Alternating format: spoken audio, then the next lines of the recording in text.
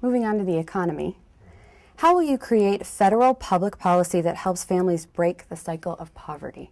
Well, this is something that I started working on when I was very young as a community organizer, dealing in some very poor communities. It's a complicated problem, and there are a lot of moving parts. It starts with just making sure that if people are working, they are getting an adequate income. And so the earned income tax credit, expanding that so that low-wage workers are lifted out of poverty if they're committed to working. That, I think, is the best anti-poverty program that we could have.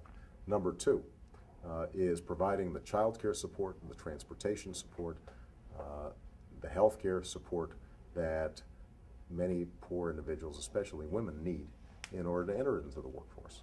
And we've neglected that.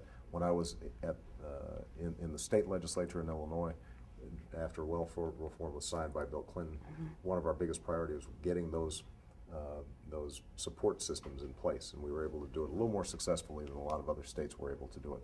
So that would be number two.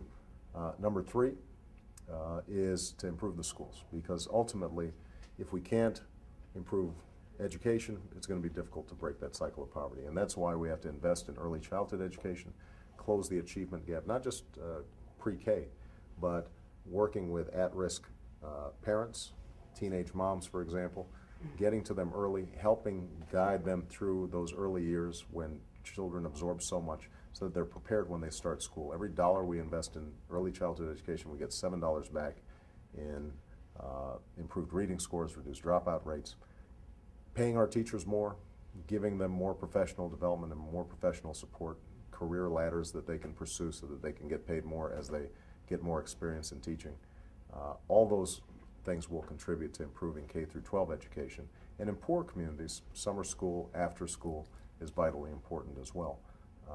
If we do those things, then I think we're going to create an environment where people recognize a connection between school and work, between work and making enough money to support themselves. And one last point I want to make, I think, is we have to create a functioning banking system in a lot of these low-income communities, because so much of people's incomes are being gobbled up by high interest rates on everything from payday loans to if they get a car, they have to take out exorbitant interest rates on it. There's a huge amount of preying on low-income people through the financial system that really has to change.